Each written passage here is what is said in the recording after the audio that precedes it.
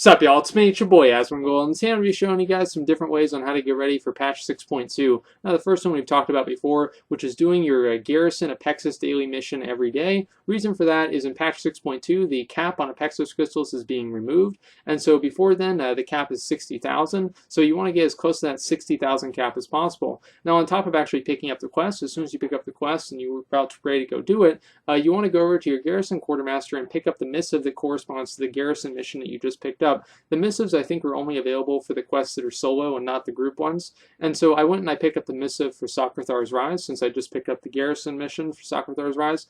And so I'm like literally here killing two birds with one stone. Make sure that you actually start the missive quest too. And I'll show you guys, so they're going to be located in the same area. You kill one mob, it's giving you literally double the Apexis crystals whenever you complete the quest, because each one's 800. So 800 times 2 is 1600. Fun fact is 1600 is twice as much as 800. You guys see where I'm going here? Twice as much. And so this is really what you want to do every day. Now you want to get pretty much as close to 60,000 as possible. And get, I mean, I don't know if I said this before, but Apexis crystals are going to be valuable for pretty much anybody. You can get 695 gear out of them, and you can also get a really cool corrupted Raven Lord. Now I know you can't fly in Warlords of Draenor and in the continent of Draenor, but I mean I'm pretty sure you can hop around on Tannin Jungle, and also you can fly them around in the old world too. And I mean, so that mount, by the way, is 150,000 Apexis crystals. That's what I'm going for. And so you guys definitely want to be ready for that. So as you guys see, I just finished both of them, and I completed both of the quests at the same damn time. And so this is something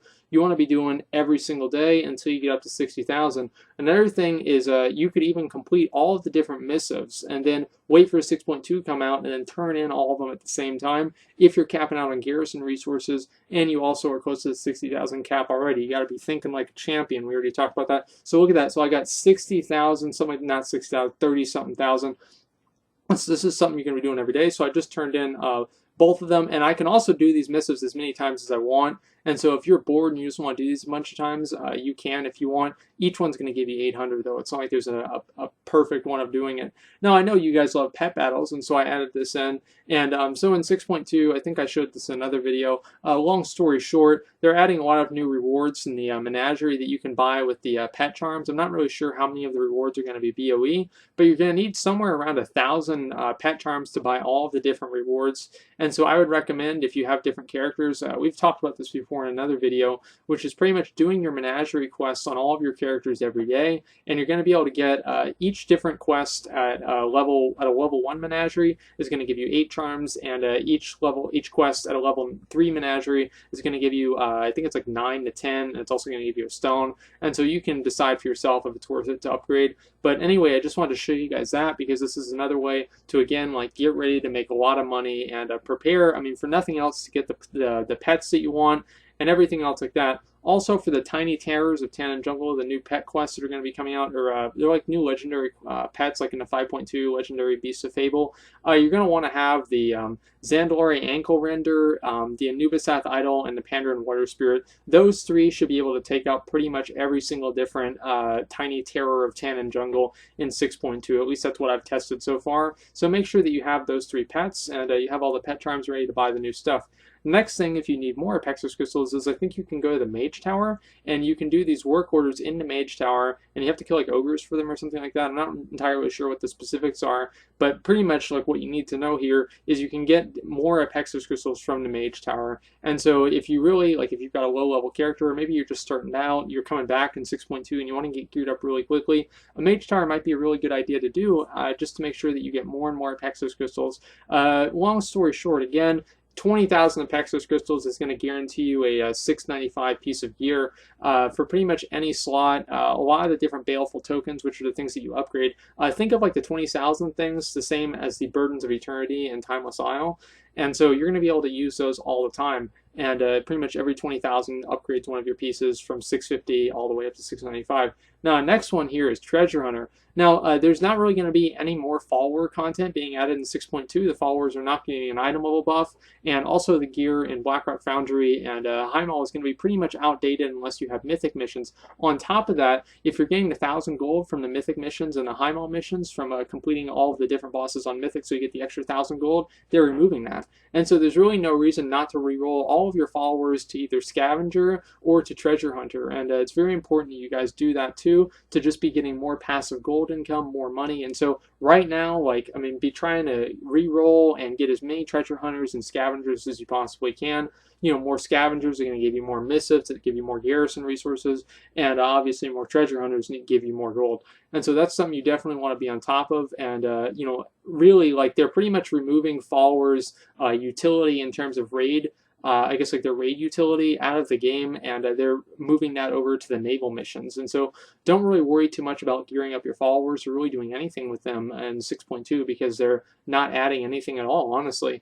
And the next thing is you want to save up all of your rush work orders. And the reason for that is in patch 6.2, the work orders, like the amount of things that you get from each work order is being increased. And so instead of wasting them all right now, you obviously want to go ahead and save them and get as many as you can. And then whenever 6.2 comes out, use them all then. And so that way, obviously, you're going to get the most bang for your buck. These work orders are sorry, the rush work orders, you get them from a lot of like different, I think it's like follower missions.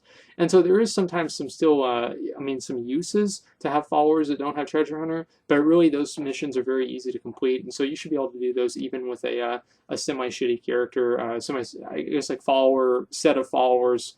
It doesn't really matter all that much. So the main thing you really need to know is save up your your rush work orders until 6.2, because work orders are just going to give you more stuff in 6.2, really what it comes down to.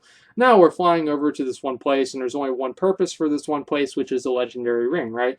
And so you want to get as close as you possibly can to completing the legendary ring. Now I know a lot of you guys aren't neckbeards, and so maybe you don't even have the last step right now. Maybe you might want to try and go for that. Reason for that is in 6.2, the legendary ring is coming out, and it's probably going to be something that you can get through Raid Finder, and so there's going to be no reason anybody will not be able to get it. And so you definitely want to go ahead and get as close as you can to getting that legendary ring now. It's 715, which is the highest you can get now, and be ready to go ahead and get into that the 6.2 content and leveling up your ring again that way. The legendary rings are going to be a really big DPS increase, it seems to me. And by the way, if you guys didn't know this, you can buy another ring from this gnome here next to Khadgar's Mage Tower. And so definitely make sure that you get your legendary ring quest up to date. As I said, it goes up to 715 right now, and I think the legendary ring is going to be 735, so that's the equivalent of Hellfire Citadel Mythic Loot, Archimon Mythic Loot, and so it's really, really good investment of your time to do. The next thing here is actually has to do more with professions, is you want to stockpile as many of these different True Steel ingots as you can. The reason for that is they're adding 2 different levels of crafting. They're adding level 5, which is Mighty, and they're adding level 6, and you wouldn't believe what this is called. Savage, okay? And so Savage is going to upgrade your gear up to 715, crafted gear up to 715, Mighty upgrades it up to 700. Also, I think like the levels 3 and 4, or I think it's the levels 3 and 4 are being removed, and so don't really worry about crafting any of those. Save up all of your crafting materials right now, and obviously a lot of people they're really really intensive for. I think it takes like 375 of the BOP crafting materials to make each upgrade, and so they're going to be selling for a lot because not a lot of people are going to have that many at the beginning of the patch to make these things. And so that's going to be a really good way that you can make gold early, or also make the stuff for yourself to get into the raids. Now the last thing, this is going to be the only time I'm ever going to tell you guys this, don't worry about the perps right now. Pretty much what's going to happen in 6.2 is like right now the average item level for a player is somewhere around probably 650 to 655.